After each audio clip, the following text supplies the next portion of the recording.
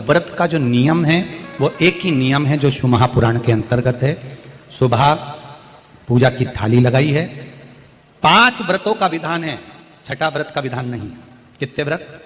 5। सुबह पूजन की थाली लगाई है। पूजा की थाली, अभिषेक का सामान सब लेकर आप मंदिर में जाइए। शिव मंदिर में जाकर बाबा का जल अभिषेक पूजन करिए जिस हिसाब से आप करते आए हो। पूजन की थाली में सामान उतना रखना जो शाम को भी आपके साथ चला जाए, अलग से नहीं रखना पड़े। अलग से केवल शाम को दिए रखो, जल रख लो थोड़ा सा, और बाकी का जो मिष्ठान आप तैयार करोगे बस वो, बाकी का चंदन अबीर गुलाल ये सब सुबह की थाली का रखिए, थोड़ा फल जो भी रख लो। सुबह पूजन करो, बाबा का निवेदन करो, घर आ जाओ, थाली को ढक कर रख दीजिए। शाम को जब जाओ कोई प्रसाद उतना ही बनाओ जितना भगवान के लिए बना रही है। ये नहीं कि खीर ज्यादा बना ली तो आधी हम यहाँ ले जाएं और आधी घर के लिए छोड़ दें, नहीं, उतना ही बनाओ जितना भगवान के लिए जाएगा, जिसमें से 3 हिस्से हों। एक पात्र में भरकर ले जाओ, दोने ले जाओ, कटोरी ले जाओ, प्लेट ले जाओ, जो तुम्हारी मर्जी पड़े, कागज ले जाओ, जो तुम्हारा मन पड़े वो ले जाओ। 6 दिए लेकर जाओ, बाबा के मंदिर में जाकर पूजन अर्चना करो। शाम को अभिषेक नहीं करना है, केवल छींटा देना है। थोड़ा सा जल जो बचा हुआ है उसमें से थोड़ा थोड़ा छींटा देकर, जल का थोड़ा सा छींटा देकर पूजन आदि कर कर, जैसी पूजन सुबह करी वैसे ही भाव से पूजन करो। 5 दिए थाली में से नीचे रख दो, 6वां दिया भी नीचे उतार दो थाली में से। 5 दिए लगाना जब प्रसाद के 3 हिस्से पूरे कर दो, प्रसाद के 3 हिस्से रख दो नीचे, फिर दिए लगा दो 5। एक दिया उठाकर जिसको जलाया नहीं है वापिस अपनी थाली में रख दो। 5 दिए प्रज्वलित कर कर बाबा को निवेदन कर दो, बाबा आज मेरा पहला पशुपति व्रत है, इसको स्वीकार करना। दिल से बाबा इस कार्य के लिए मैंने करा है, इसको स्वीकार कर लेना। बहुत सुना बाबा पशुपति व्रत में कर रही हूं, मैं भी पूर्व में ना जाने कितनी योनियां ली होंगी, कौन सा मैंने बेकार कर्म करा होगा जो आज मुझे दुख भोगना पड़ रहा है। इस दुख को आप मिटा सकते हो क्योंकि आपका नाम पशुपति नाथ है। आप इसको मिटाइए, विनय करो, बाबा से विनती करो। एक दिया, एक प्रसाद का हिस्सा थाली में लेकर आ जाओ, बाबा को निवेदन कर कर, बाकी का वहां छोड़कर एक दिया, एक प्रसाद का हिस्सा लेकर आ जाइए। एक दिया, एक प्रसाद का हिस्सा लाए, घर के अंदर प्रवेश करते समय सीधे हाथ की ओर बैठकर, अपने घर की ओर मुख कर कर सीधे हाथ की ओर उस दिए को घर के बाहर प्रज्वलित कर दो। भगवान से विनती करो, भोलेनाथ आप मेरे घर में प्रवेश कर कर मेरा कार्य सिद्ध करें। बाबा को निवेदन कर कर अंदर जाइए।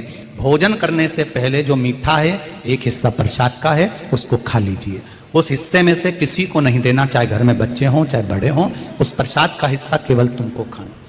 पहले प्रसाद खाइए, उसके बाद में फिर भोजन करिए। एक समय फलाहार कर सकते हो, दूसरे समय भोजन कर सकते हो। इसमें जरूरी नहीं कि आपको मीठा ही खाना है। शाम का जो प्रसाद बनेगा वो मीठे का ही भोग लगेगा। सुबेरे आप आराम से नमकीन का भी फलाहार कर सकते हो, मीठे का भी फलाहार कर सकते हो। फलाहार के लिए कोई मना नहीं है, फलाहार आप कैसा भी कर सकते हो। पर भोजन जब करोगे, अन्न जब खाओगे, जब पहले भगवान का प्रसाद पा लो। 4 पशुपति व्रत पूर्ण हो। बीच में अगर कहीं रजस्वला धर्म आ गया, आपको पूजन नहीं करना है, घर में कोई सूतक सावड़ आ गया, या कोई व्रत फंस गया, एकादशी आ गई, या कोई व्रत आ गया, तीज आ गई, चतुर्थी आ गई, जिसका व्रत करते हुए आए हो, तो पशुपति व्रत उस दिन मत करो, फिर अगले सोमवार कर लेना। 3 हो गए, एक रह गया बीच का, उसको अगले में करो, वो चौथे में गिनती में आ जाए। 5वां छूट गया, कोई बात नहीं, 1 महीने बाद तो होगा, 8 दिन बाद तो होगा, 15 दिन बाद तो होगा, फिर उसको गिन लो, 5वां हो जाए। महाराज ऐसे 5वां व्रत जब आए, 5वें व्रत के दिन शाम को जब पूजन करने जाओ, एक श्रीफल, कुछ रुपए, 11 रुपए आदि जो भी है, नारियल पर रखकर बाबा को विनय कर कर, बाबा आज मेरा पशुपति व्रत पूर्ण हो रहा है, आपकी कृपा हो, मेरी झोली भरना बाबा, विनती करो। और वो श्रीफल रुपया रखकर 5 दिए लगाकर, एक दिया वापिस लेकर, एक हिस्सा प्रसाद का लाकर देहली पर अपने वही दिया लगाकर अंदर प्रवेश कर कर भोजन ग्रहण करो। बाबा को निवेदन कर लो। पशुपति व्रत का कोई उद्यापन नहीं है, पशुपति व्रत का एक ही उद्यापन है, जो श्रीफल और 11 रुपए आपने मंदिर में रखे हैं, वो उद्यापन के भाव से रखे हैं, भगवान को नमन कर कर रखे हैं। ये पशुपति व्रत।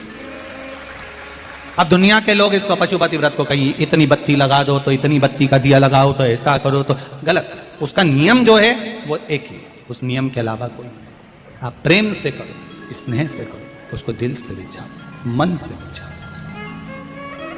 शंभो शरणे पड़ी, मांगू घड़ी रे घड़ी, दुख काटो दया करी निदर्शन। आप दिल से उसका स्मरण, ये पशुपति व्रत है। एक व्रत करने के बाद अगला जब व्रत करो तो थोड़ा रुक कर करना, एक साथ लगे लगाए व्रत ना करिएगा, थोड़ा रुक कर करिए, इंतजार करो 3 महीने का कि बाबा मेरी ऊपर कृपा जरूर करेगा। दिल से करा है तो वो दिल से देगा, झोली भर कर देगा, ये निश्चित है, उसका व्रत फल देता है। करना जरूरी नहीं है कि व्रत माताएं करेंगी, पुरुष कर सकता है, बच्चे कर सकते हैं, बूढ़े कर सकते हैं, बड़े कर सकते हैं, बेटा बेटी कर सकते हैं, नवयुवक बच्चे कर सकते हैं, पर दिल से करो उस पशुपति व्रत। कोई आपका दूसरा व्रत फंस गया है तो पशुपति व्रत को छोड़ दो। उस दिन आपका जो व्रत है, एकादशी हो, चतुर्थी हो, तीज हो, छठ हो, उसको कर लो। नवरात्रे फंस गए, नवरात्रे कर लो, उसके बाद कर लेना पशुपति। जितने व्रत रह जाए उस व्रत को बाद में। महाराज शिव कृपा, व्रत एक ही मंदिर में करना। जिस मंदिर में पहला व्रत करा है उसी मंदिर में 5 व्रत करना। ये नहीं कि हम मायके में 2 व्रत करके आ गए और तीसरा व्रत हमने ससुराल में कर लिया। नहीं, 2 व्रत करके मायके से आ गई हो तो 3 व्रत भी मायके जाके ही करना। अगली बार ऐसे जाना कि सोमवार बीच में फंस जाए और तुम 1 व्रत करके आ जाओ। मायके में अगर व्रत कर रही हो तो अपनी पूजन का सामान अपने ही रुपए का होना चाहिए, मायके के पैसे का नहीं चाहिए। कुंवारी होती और तुम मायके के सामान से पूजन करती, अगर कुंवारी होती तो तुम्हारा वो पूजन लगता, पर विवाह होने के बाद, गोत्र बदलने के बाद आप अपना पूजन का धन अपना खर्च करें।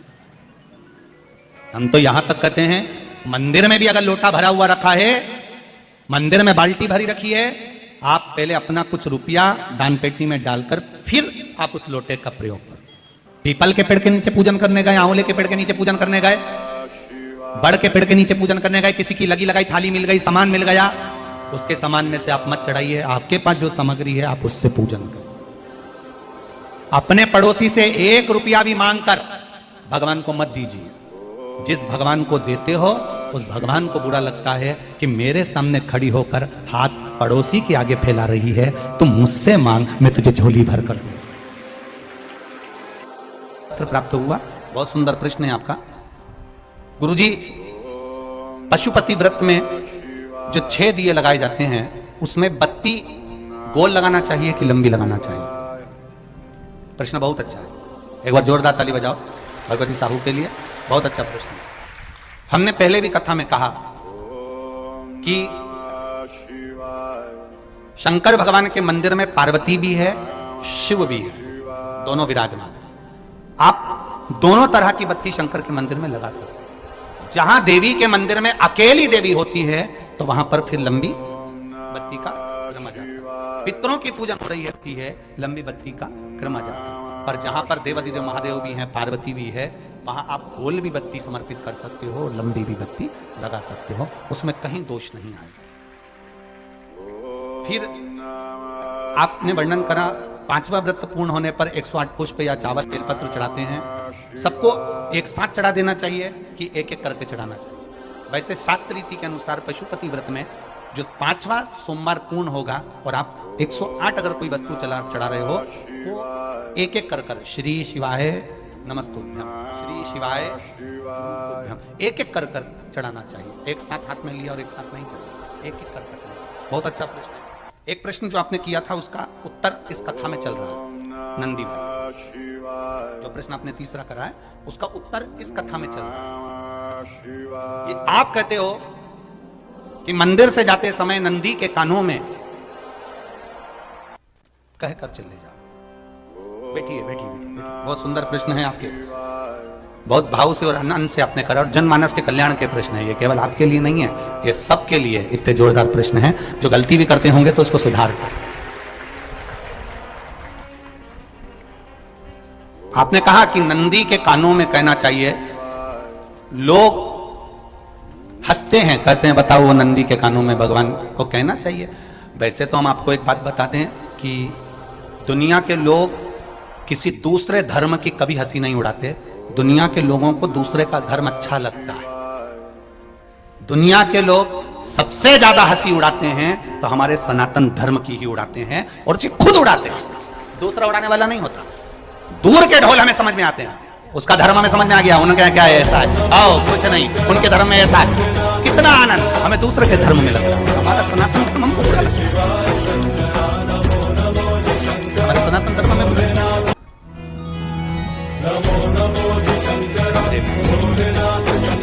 लोग कहते हैं कि नंदी के कान में कहते हो, ये कोई हमारे पुराणों में या शास्त्रों में लिखा है? भगवती बहन, आपको धन्यवाद देना चाहूंगा और एक बात कहना चाहूंगा, जितनी भी शिव महापुराण के अंतर्गत चाहे उपाय जो बताए जाते हैं कि बेलपत्री ऐसे चढ़ाना, काली मिर्च ऐसे चढ़ाना, चावल ऐसे चढ़ाना, धतूरा का क्या महत्व है, शमी के पत्ते का क्या महत्व है, बेलपत्री के पत्ते का क्या महत्व है, ये जितनी भी बातें बताई जाती हैं ये सब पुराण के अंतर्गत से बताई जाती है। दुनिया के लोग इसको चाहे टोटका कह दें, चाहे दुनिया के लोग इसको पुराण से हटकर कुछ नहीं। और आप लोगों को अगर बोला है कि नंदी के कान में कहकर भगवान शंकर के मन में बात पहुंचे, तो ये क्यों कहा, तो ये भी हमारी शिव महापुराण में लिखा है, जलंधर के चरित्र। ये आपसे कहे कि नंदी के कान में बोलने से क्या होता है, ये जलंधर मां पार्वती जी का हस्त कमल पकड़कर जलंधर लेकर वृंदा का पति लेकर जा, तो भगवान की भक्ति में लीन रहती थी, उसको तो जलंधर को सबसे ज्यादा तकलीफ थी नारायण से, पर शिव के पास आ गया, क्योंकि ईर्षा प्रवृत्ति अभी कथा में कहा, कोई ऐसा होता है जिसको तुमसे बेर नहीं होता तो भी अंदर से ईर्षा जाग जाती है, कोई ऐसा होगा जिसको अंदर से ईर्षा अपने आप अंदर से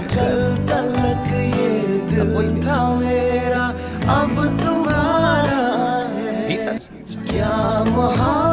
ना आप उससे मिले हो, ना कभी वो आप उसके सामने बैठे हो। कई लोग किसी ना किसी की बुराई करते हैं तो हम लोग पूछ भी लेते हैं, क्यों साहब उनसे मिलकर आए हो क्या तुम? कभी नहीं मिल किया, कभी उनका सामना हुआ नहीं हुआ, तो फिर बुराई क्यों कर रहा? एक ने कर दी थी इसलिए हमारे ध्यान में था तो हमने भी कर दी। वो कुआं में डूब के मरेगा तो तू भी मरेगा। नंदी सामने बैठा है, गणेश जी को मालूम पड़ गया, कार्तिकेय को मालूम पड़ गया, माँ पार्वती जी का हस्त कमल जलंधर में पकड़ लिया।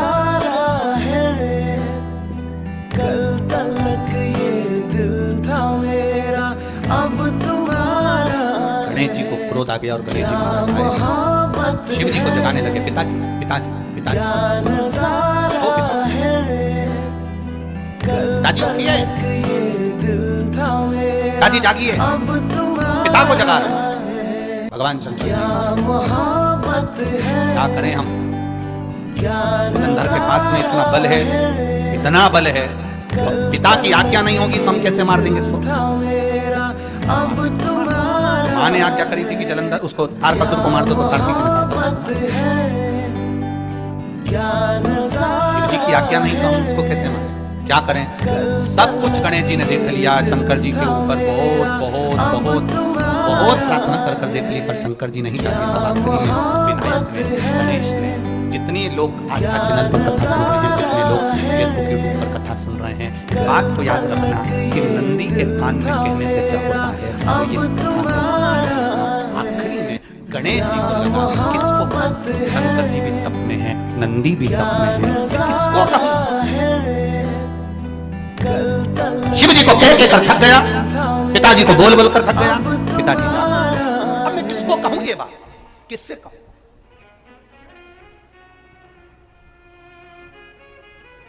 विनायक गए सीधे अब नंदी के पास में। नंदी भी तप में लीन थे, शंकर जी की ओर मुख था, शंकर जी की ओर मुख था। गए और जाकर तुरंत विनायक ने नंदी के कानों में जाकर कहा, नंदीश्वर मैया का हाथ पकड़कर जलंधर लेकर जा रहा है, पिताजी तप में लीन है, कृपा करिए ना। बस केवल नंदी के कान में कहा, गणेश जी दूर हट गए, नंदी के कान में कहा, शंकर जी के नेत्र खुल गए, शिव जी के नेत्र खुले। ध्यान देना जरा, इस शिव महापुराण की, आशुतोष शिव महापुराण की कथा, जो कथा यहां कही जा रही है, पहले रहेगा, ध्यान देना इस संवाद पर। जितने लोग आस्था चैनल पर, जितने फेसबुक पर सुन रहे हैं, सनातन धर्म की हंसी उड़ाने वाले कहते हैं नंदी के कान में कहने से क्या होता है, नंदी के सामने जाकर बोलने से क्या होता है, नंदी के पास बैठकर बोलने से क्या होता है, नंदी के पास बैठकर शंकर जी का मार्ग को दीदार करने से क्या होता है, दर्शन करने से